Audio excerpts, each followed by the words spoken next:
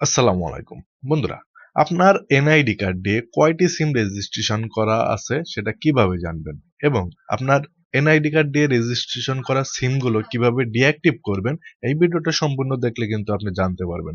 তো বন্ধুরা, চলুন মোবাইল স্ক্রিনে গিয়ে দেখে নেই। বন্ধুরা, প্রথমে আপনার ডায়াল প্যাড ওপেন করে নেবেন। নেওয়ার পরে এখানে টাইপ করবেন *1600#। তো এটা হ্যাশ দিয়ে এটাকে, যদি আপনি আপনার এনআইডি কার্ড দিয়ে রেজিস্ট্রেশন করা আছে এরকম একটা সিম থেকে এটাকে ডায়াল করবেন। করার পরে এখানে আপনার এনআইডি কার্ডের যে শেষের 4 সংখ্যা সেটা এখানে লিখে দিবেন। তারপরে এখানে সেন্ড একটা ট্যাপ করে দিবেন। তো এখানে কিন্তু আপনাকে একটা মেসেজ দিবে এক্ষুনি।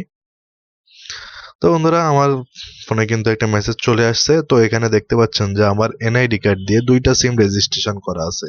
তো যদি আপনারা দেখেন যে এই সিমগুলো ব্যবহার হচ্ছে আপনার আপনার পরিচিত এর ভিতরেই আছে, তাহলে কোনো সমস্যা নাই। আর যদি দেখেন যে এই সিমগুলো আপনার ব্যবহার হচ্ছে না, সেক্ষেত্রে কিন্তু যে কোম্পানির সিম সেই কোম্পানির কাস্টমার কেয়ারে গিয়ে আপনারা কিন্তু সেই সিমগুলোকে ডিঅ্যাক্টিভ করে দিতে পারবেন।